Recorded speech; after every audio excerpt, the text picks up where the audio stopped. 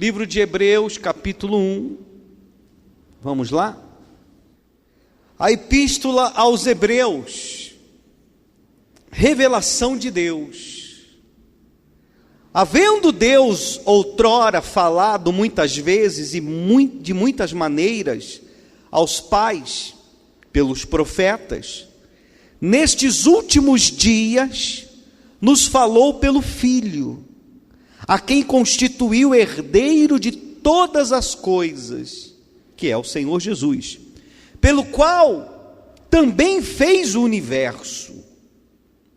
Olha para mim aqui. Quando nós falamos de Deus, nós falamos de um Deus que criou o universo. Quando se fala, existe extraterrestre, existe outras galáxias, outros planetas, outras vidas, eu acredito. Porque se Deus criou a Terra, a Bíblia diz que Ele também criou o universo. Então há vida em outros planetas, há outros sistemas solares, outras galáxias. Então, nós fomos presenteados com o Filho. Eu imagino que de todos os planetas, de todas as galáxias, que é infinito, Deus nos presenteou com o seu Filho. Então, você não tem a dimensão, você não tem a ideia do quanto nós somos privilegiados de termos acesso ao Criador do universo através do seu Filho. Por isso que nós não podemos desprezar ao Senhor Jesus. Nós não podemos desprezar o Senhor dos Senhores, porque é muito privilégio, pessoal. Quando eu olho para a minha vida, eu agradeço a Deus todos os dias, por estar na presença dEle. Quantos já estiveram na presença de Deus e hoje não estão mais? Foram vencidos pelas suas vontades carnais, se destituíram da graça, se afastaram da presença, da proteção de Deus.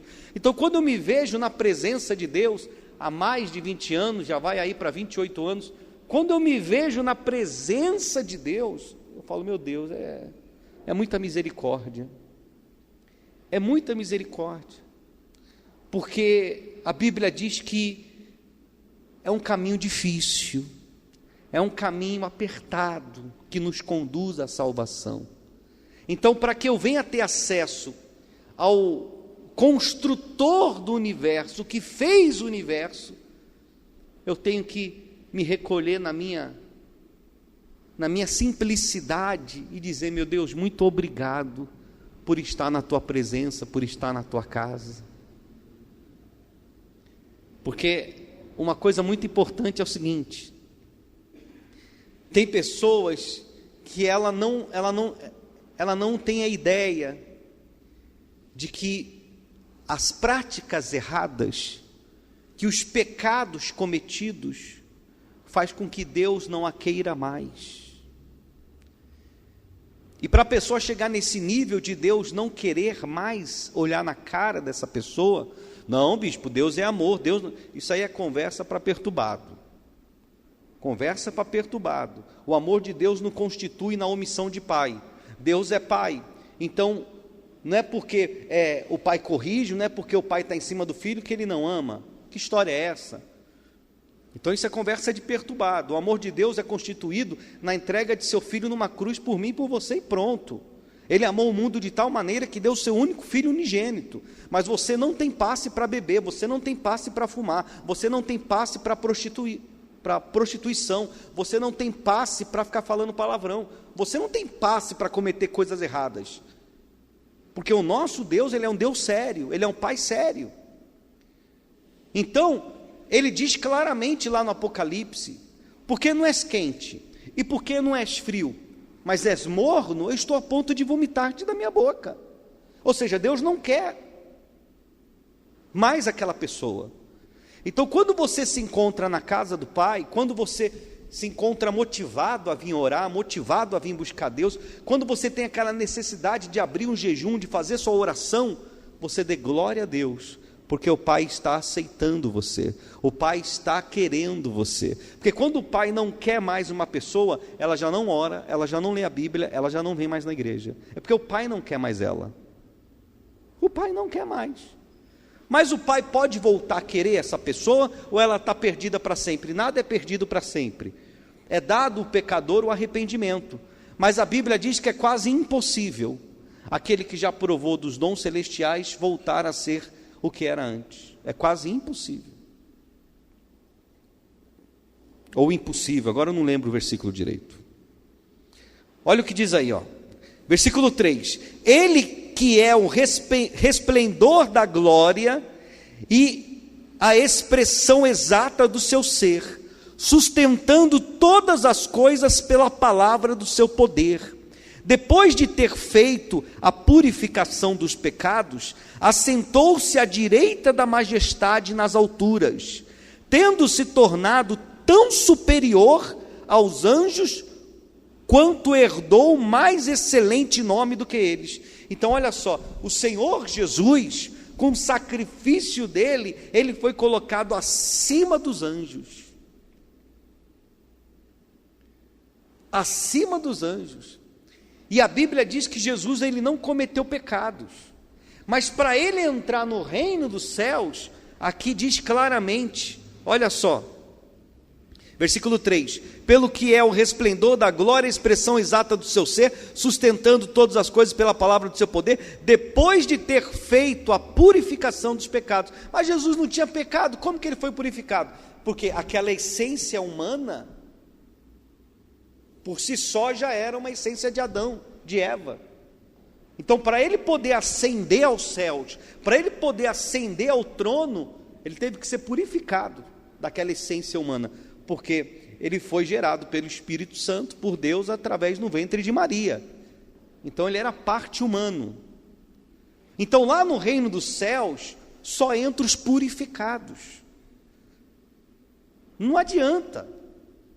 Você vê aquela pessoa que faz a mineração lá, né? Para poder pegar as pepitas de ouro. É tudo pedra, as pepitas de diamante, é tudo pedra. Tem que purificar, tem que tirar todas as impurezas daquela pedra para aparecer o diamante, tem que lapidar, tem que, entendeu? Tem que limpar ali aquela jazida de ouro para poder ser o ouro. E essa purificação hoje é feita pela palavra e pela conduta de cada um de nós. Então tem pessoas que conseguem ficar na igreja, mas ela não consegue ser purificada, porque quando a palavra vai purificar ela não aceita, ela não quer ser purificada, ela quer estar na igreja prostituindo, quer estar na igreja mentindo, quer estar na igreja com mágoa, quer estar na igreja perturbado, quer estar na igreja cheio de problema.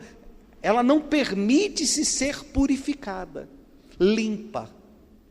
Só que se não for, se o próprio Jesus, aqui a palavra está dizendo, que ele passou por uma purificação para ascender ao trono, quanto mais nós, quanto mais nós. Então todos os dias nós temos que renunciar à nossa carne, porque a nossa carne é corrupta, a nossa carne ela é suja, a nossa carne ela luta contra nós, é uma luta da nossa carne, do nosso eu com o nosso espírito, com a nossa fé.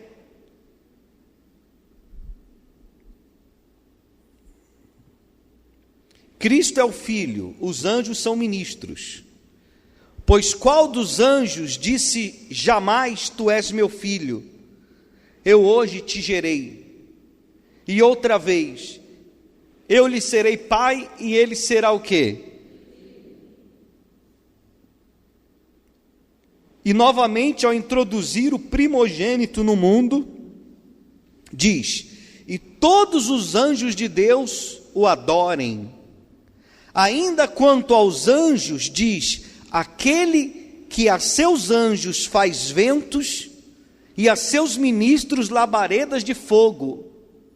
Mas acerca do Filho, o teu trono, ó Deus, é para todo sempre. Diga graças a Deus.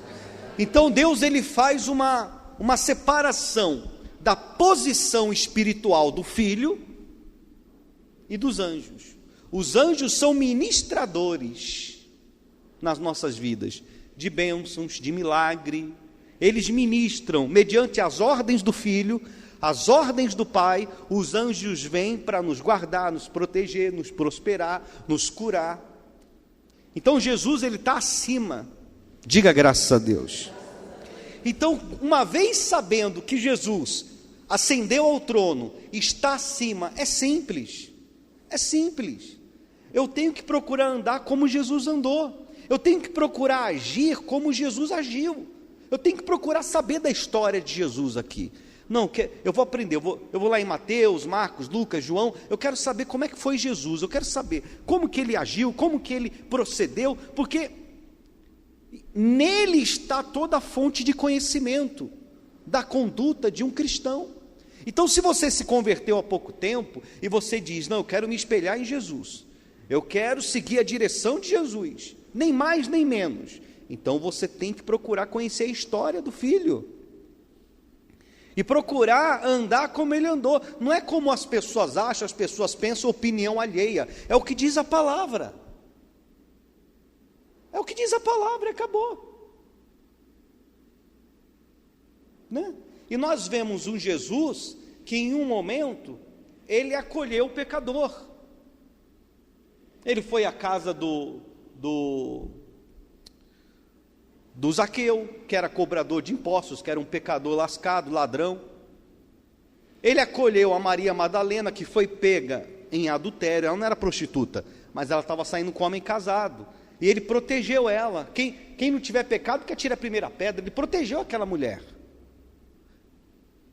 Nós vemos um Jesus assim, tá? Que ele teve momentos com o pecador, mas nós vemos também que ele não teve paciência com os pecadores da onde? Quem sabe dizer agora? Ele teve paciência com o Zaqueu, ele teve paciência com a Maria Madalena, mas ele não teve paciência com os pecadores da onde? Com os pecadores da onde? Porque o Zaqueu e a Maria eram pecadores do mundão.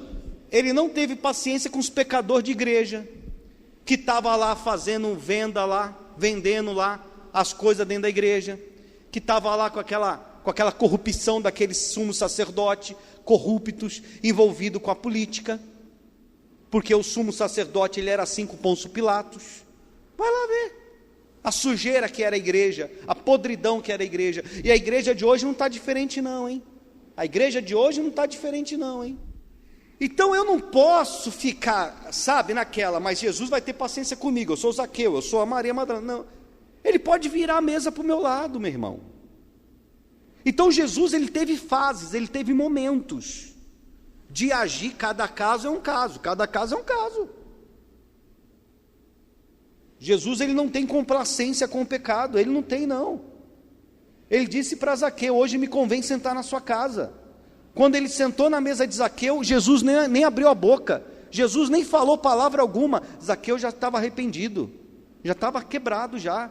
Ai, se eu roubei alguém, se eu defraudei alguém, eu vou devolver, e a metade dos meus bens eu vou dar para os pobres. Ele já estava já liberto daquele demônio. A Maria também é a mesma coisa.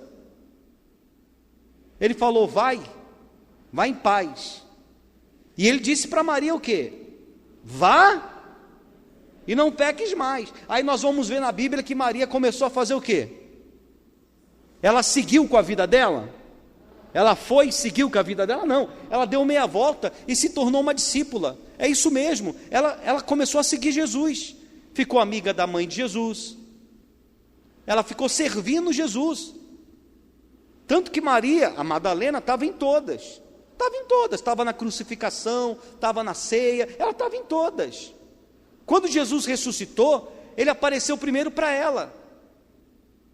Olha a importância da mulher no ministério. Por que ele apareceu para ela? Porque dentro dela não tinha espírito de medo, não tinha espírito de covardia. Todos os discípulos se esconderam, ela não. Ela estava lá do lado para viver e para morrer. Porque ela reconheceu que ele era o Filho de Deus. Então, quando você passa a reconhecer Jesus como Filho de Deus, o dono do universo, você começa a ter temor, você começa a ter respeito, você começa a entrar nesse pensamento que eu já mencionei. É um privilégio eu estar na igreja, é um privilégio eu ser um pastor, é um privilégio eu ser um membro, eu ser um discípulo, é um privilégio, porque quantos gostariam de estar e não conseguiram? Foram vencidos pelo crack, pela cocaína, foram vencidos por uma mulher, uma Jezabel da vida, ou por um homem, caíram no pecado, caíram na prostituição, caíram na mentira, e não conseguem voltar para Jesus. Então é um privilégio, e para nós mantermos esse privilégio, nós temos que ter esse conhecimento.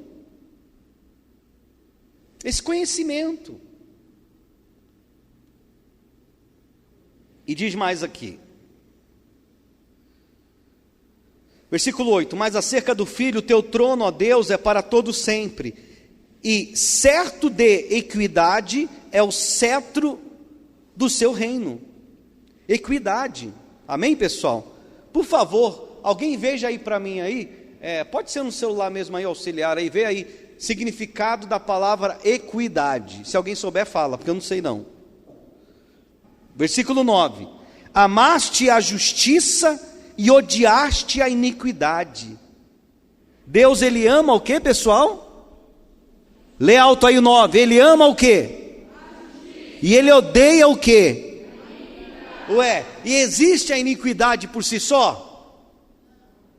A iniquidade não tem como se separar do corpo do ser humano. A iniquidade só é concebida através das nossas atitudes. Então não tem como Deus odiar a iniquidade e não me odiar. Ele odeia tanto o pecado, a iniquidade, como aquele que pratica. Não tem como se distanciar, não tem como se desacoplar. Porque Deus odeia o pecado, mas Ele me ama. Mas eu estou praticando o pecado? Estou, então Ele me odeia também. Não tem como desassociar uma coisa da outra. Por isso que eu tenho que abandonar o pecado, abandonar a iniquidade, eu tenho que abandonar o que Deus condena. Então vigia, meu irmão. Tem pastor que tem a cara de pau, a cara lavada de pregar. Deus, Ele odeia o pecado, mas Ele ama o pecador. Que história é essa?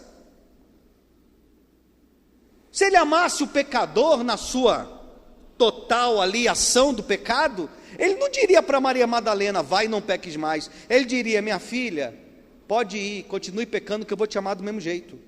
Ele falou, vá e não peques mais. Por que Ele deu esse recado?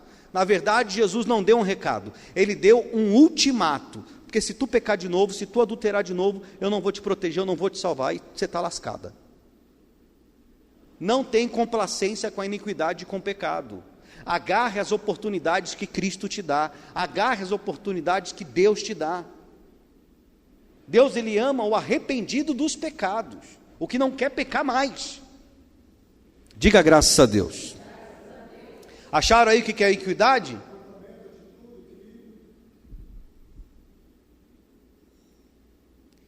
Amaste a justiça e odiaste a iniquidade.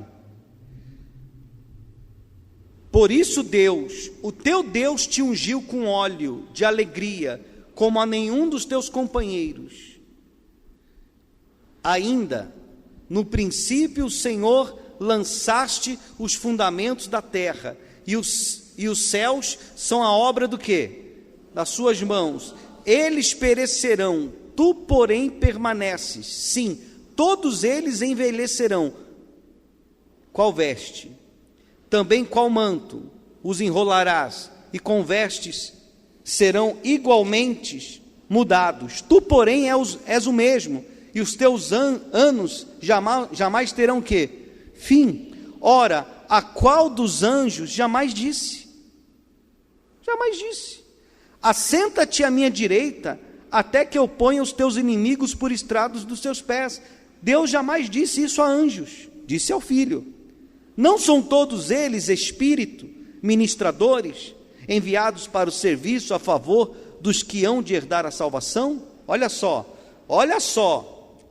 não são todos eles espíritos ministradores, os anjos, enviados para o serviço a favor dos que hão de herdar o quê? E outra, os anjos não são enviados a todos não, filhão.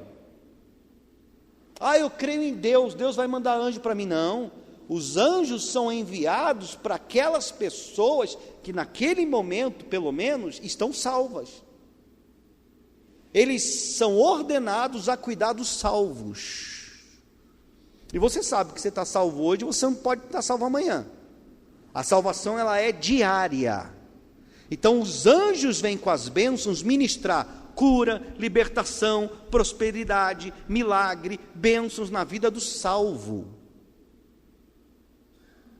Tá? Ah, mas eu conheço pessoas que não é nem da igreja e foi curada, Jesus curou. Não foi Jesus não. Foi Jesus não. A medicina também cura. O diabo também cura. O diabo também cura, viu? O diabo também cura. Aquela pastora estava lá, aquela flor de lis lá, estava lá. Quem impedirá o agir de Deus? Vou dar a volta por cima, com um monte de igreja orando, curando um monte de gente. Mas você acha que Deus estava na vida daquela mulher? Se ela já vem nessa prática de pecado? Lógico que não, o diabo usa. Ué. O meu povo sofre por falta de conhecimento. A pessoa não quer ter conhecimento da palavra, fica perturbada, fica dentro de igreja e vai tudo para o inferno. Porque o que salva não é o templo, não. O que salva é a sua vida com Deus. Então toma conta dos teus olhos, que eles podem te derrubar. Toma conta dos teus ouvidos, você ouve demais, você fala demais. Toma conta da tua língua. Toma conta da sua vida com Deus, para que você seja salvo. A sua única preocupação no momento tem que ser o quê? A sua salvação. E o que nós mais pregamos aqui na igreja com respeito à pessoa ser salva? A pessoa ela tem que mudar o quê? O comportamento. A pessoa tem que mudar o comportamento dela. Esse é o problema. O que é a equidade? Lê alto aí, por favor. Lê de novo aí, alto aí. Fala alto. Equidade é a atitude da pessoa, é o comportamento da pessoa, é o que a gente prega aqui. Muda de comportamento, mude de atitude. Não adianta dizer que é de Jesus, que é crente, e ter uma atitude de um perturbado, de uma perturbada.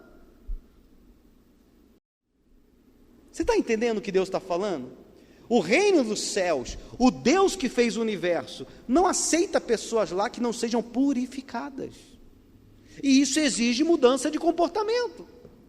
E não é mudar para o pastor, para o bispo, para o arcebispo, é mudar mesmo, mudar literalmente a mente e o coração, para que você possa ser salvo.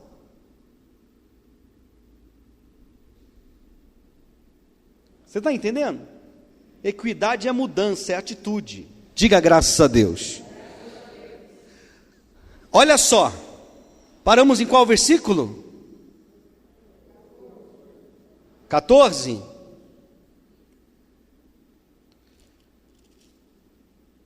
Leia bem alto o versículo 14 então, vamos lá. Não são todos eles espíritos ministradores a favor dos que hão de herdar a salvação? Então é isso aí, é para os salvos de hoje, que vão entrar no reino de Deus, que vão entrar no... Os anjos são para eles.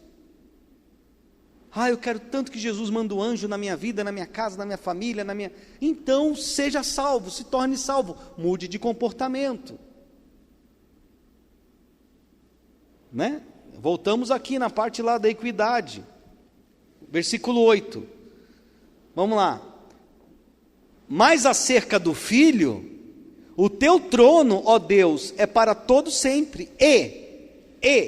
O trono de Deus, o trono dele, significado também, e cetro de equidade. Equidade, nós já sabemos que é comportamento, atitude. E o que é cetro? Vê aí o que é cetro. Eu sei que é cetro, deve ser autoridade, alguma coisa assim. Cetro. Vamos lá. Cetro. Já acharam aí o que é cetro?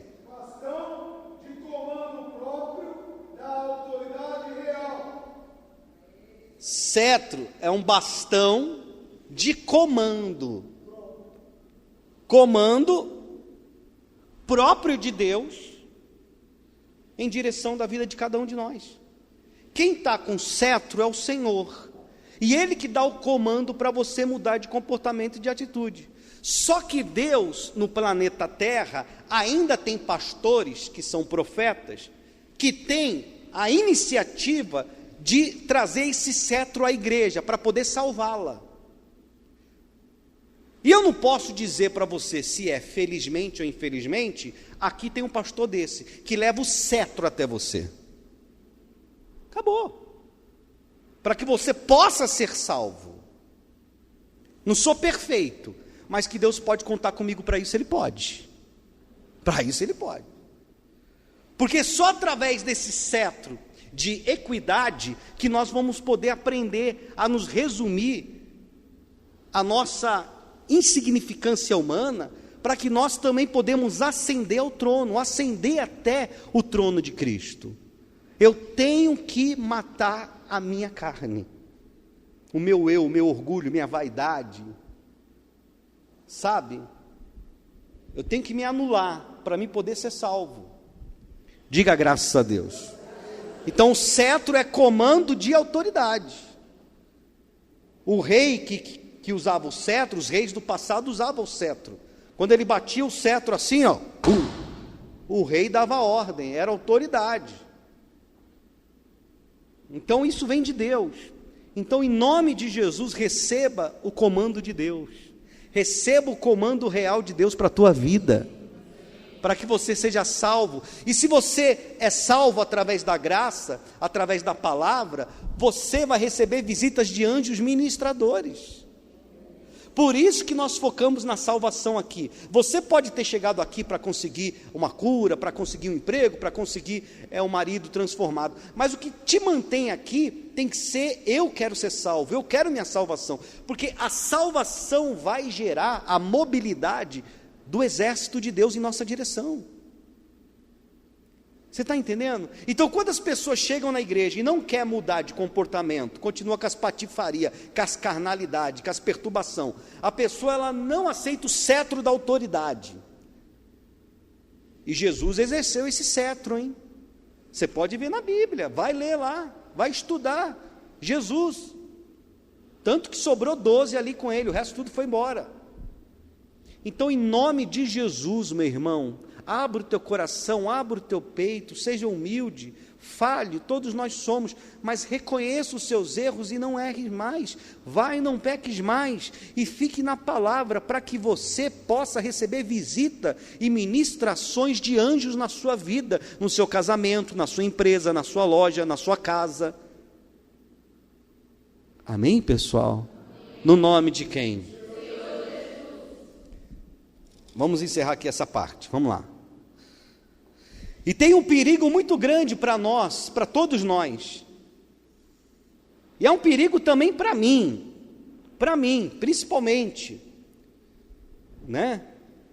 Ser negligente a nossa vida espiritual. Nós não podemos abraçar a nossa vida financeira, nós não podemos abraçar a nossa vida emocional, sentimental, conjugal, e abandonar, negligenciar a nossa vida o quê? Espiritual. Tem gente que diz: eu não preciso ir na igreja, eu oro em casa, eu não preciso ir no culto hoje, eu vou no culto de amanhã. E se não tiver amanhã? E se não tiver o amanhã para você?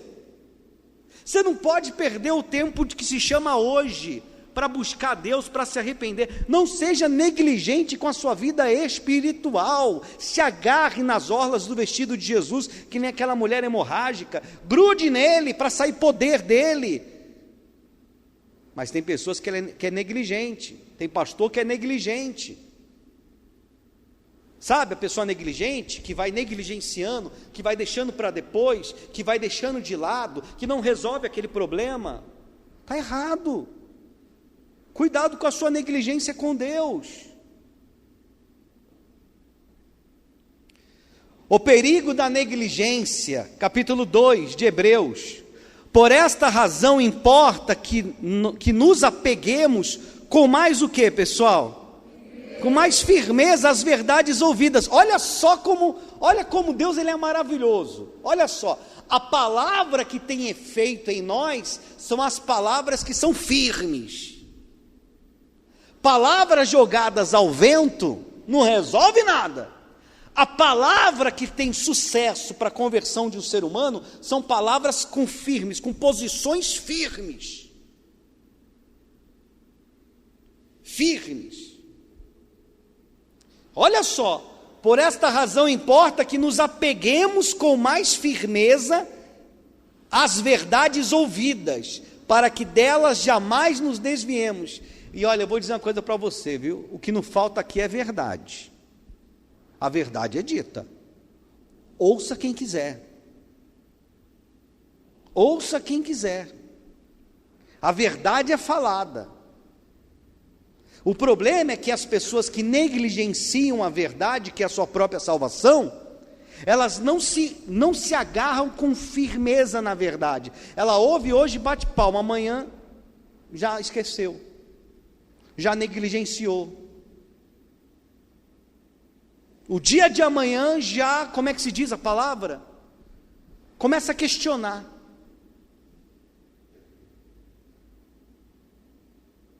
Você está entendendo? Para de se apegar às pequenas coisas. Não se esqueça que uma vinha, diz a palavra de Deus, ela não é destruída. A vinha é onde tem lá o avicultor, o vinho lá. Qual é o nome de quem trabalha com vinho?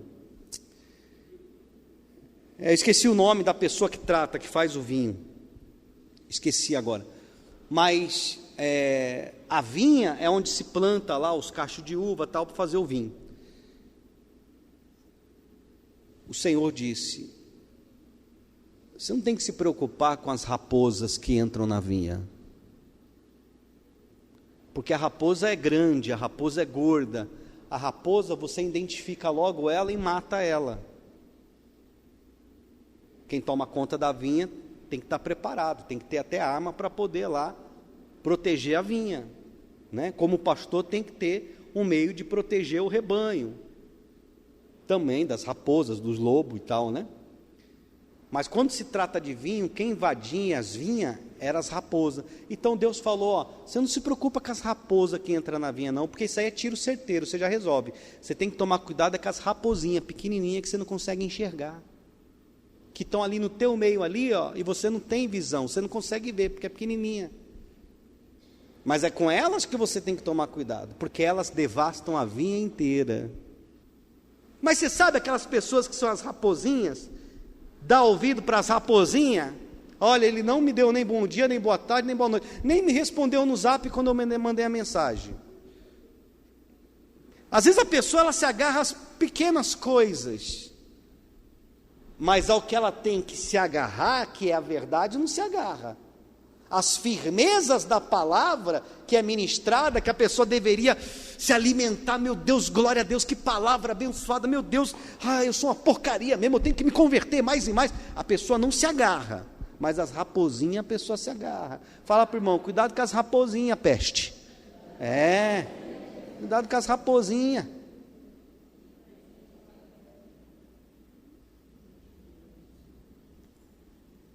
Olha só. Ei, Espírito Santo. Olha, capítulo 2, versículo 1, vamos ver. Por esta razão importa que nos apeguemos com mais firmeza às verdades ouvidas, para que delas jamais nos desviemos. Se, pois, se tornou firme a palavra falada por meio de anjos, e toda transgressão ou desobediência recebeu justo castigo. Você pode ver na Bíblia, tanto no Antigo como no Novo Testamento, porque tem muito crente que fala assim: mas isso foi no Antigo Testamento, tudo se fez novo no Novo. Não vem com essa conversa fiada não, porque a justiça de Deus prevalece para sempre, independente de tempos, de épocas, não interessa. Ele é o mesmo de ontem, de hoje será o quê? Eternamente. Nós vemos lá na Bíblia que Deus mandou 2 anjos e destruiu o quê? Sodoma e Gomorra. E nós vemos no Novo Testamento que Deus enviou lá anjos, sem dúvida nenhuma. Deus enviou anjo e matou Ananias e Safira dentro da igreja. Justiça de Deus, em todos os tempos, em todas as épocas. A justiça de Deus não falha, meu irmão. O homem pode achar que ele engana. Ele pode enganar o homem, o próximo dele, mas a Deus você não engana. Os seus pensamentos, suas motivações, Deus conhece. Então quer dizer, o mundo que nós vivemos jaz do maligno, ele não perdoa, ele vem para cima. Ele vem para cima, para destruir tua mente. Você tem que se firmar na palavra, se agarrar na verdade, porque só a verdade te liberta. Não entra na mentira do diabo, não. Não dá brecha para as raposinhas, não. Cuide dos seus filhos, cuide da sua família, cuide do seu casamento. Vigie. Porque como nós vamos escapar? Se nós não nos limparmos. Quantas pessoas negligenciaram a salvação e morreram nessa pandemia? Porque morrer todo mundo vai, mais cedo ou mais tarde todo mundo vai, ou Jesus vai voltar e vai levar a gente, certo? O problema é morrer sem Cristo. Quantas pessoas foram pegas de surpresa? Jovens morreram. Não são só velhinhos, velhinhas, não. Jovens de 17, 18 anos morreram com esse negócio de Covid aí. Quantas pessoas morreram? Foi a maior ceifa do século. Nunca morreu tanta gente no último século como agora no mundo inteiro. É como se fosse uma guerra mundial. Então nós temos que nos precaver, nós temos que nos guardar, nós temos que nos proteger. De que maneira? Se firmando na palavra, se firmando na igreja, procurar uma igreja que pregue a verdade, que pregue a palavra. Ah, bispo, mas não é só aqui que tem, não é só aqui não, acredito que tem igreja de Deus, inclusive aqui, em Mauá. Você não precisa ser da Viver em Cristo, você pode sair daqui a qualquer momento que você quiser, mas vá para uma igreja melhor do que a Viver em Cristo, que eu digo melhor, que tenha palavra, que tenha visão espiritual, e vai logo, não fica pensando em não, eu estou pensando, eu estou estudando a ideia, não, vai logo, é que nem Jesus com Judas, vai e faz o que você tem que fazer, não fica enrolando não, faz logo o que você tem que fazer, porque a pessoa, ela tem que cuidar da vida espiritual dela. Se aqui o alimento não está te limpando, te salvando, te transformando, você tem que procurar o alimento, porque o que importa é a tua salvação. O que importa é a tua salvação. Versículo, qual versículo? Leia vocês bem alto aí, só quem está acordado. Vamos lá, o 3, vamos lá, para encerrar. Como nós, tão grande salvação, por que tão, olha para mim, por que tão grande salvação? Voltamos ao princípio, é um privilégio, ser salvo é um privilégio. Quantos humanos, quantos habitantes habitavam na terra na época de Noé, que Deus mandou o dilúvio? Milhares. Quantos foram salvos? Vamos lá, Noé, 1, a esposa, 2, quantos filhos ele tinha? Filhos, quantos filhos ele tinha? 2, e mais quantas noras? 2, então quantos foram salvos? 6, quase coube numa mão salvos, foi um privilégio, e hoje é dado esse privilégio a mim e a vocês, de sermos salvos, de entrarmos na glória, pelos portões celestiais, entrarmos diante do trono. Já tem casas de cristais preparadas lá no reino dele, não é CDHU não, filho, é casas de cristais, é rua de ouro. Vamos viver eternamente. Se houver o arrebatamento antes, vamos viver lá com ele, no reino dele. A Bíblia diz, depois que o reino dos céus vai descer, a cidade santa com Deus, vai descer aqui na terra, ele vai transformar tudo a terra, e nós vamos habitar com ele aqui. Gente, é muito privilégio, não perca essa tão grande salvação. O pecado te tira dessa salvação, você fica de fora. Você está entendendo? Então você precisa se agarrar às firmes palavras, não negligencie a sua salvação, É um privilégio.